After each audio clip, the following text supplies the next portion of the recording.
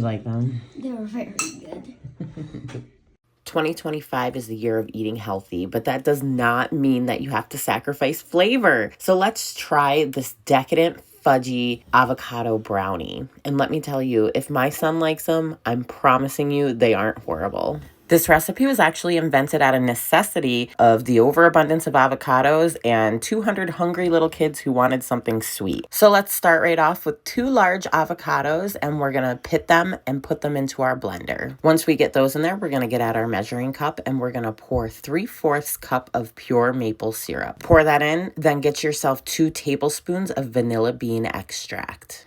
Then to the mixer, we're going to add 1/2 cup of cacao powder, 100% cacao powder at that. And I'm a huge fan of Bob's Red Mill products, so I'm using Bob's Red Mill Superfine Natural Almond Flour. And we're going to add 1/2 cup of that as well. Then we're going to break 2 eggs and plop them right in there. Then grab ourselves 1 teaspoon of baking powder and throw that in there as well. Grab yourself 1/4 teaspoon of kosher salt. And now we're going to get the blender ready and we're going to mash this and blend this all up for a good minute to minute and a half. Make sure to stop periodically and push it back down so everything's getting blended in well. It should look like a nice fluffy cake batter when you're done. Now you can keep it right in the mixer and add everything, but I'm just doing this for view's sake. But pour it into a bowl and then we're going to add 1/2 cup of tiny little chocolate chips, and I use dark chocolate. Give those chocolate chips a good fold in and then get yourself a greased pan, which I greased with some tallow, and it's a 9x9 pan.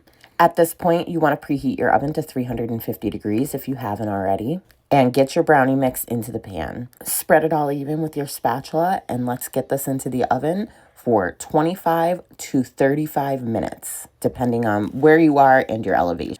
It also depends on how you want your brownie. If you want it to be more cakey, then cook it a little bit longer. If you want it to be more fudgy, don't cook it as long.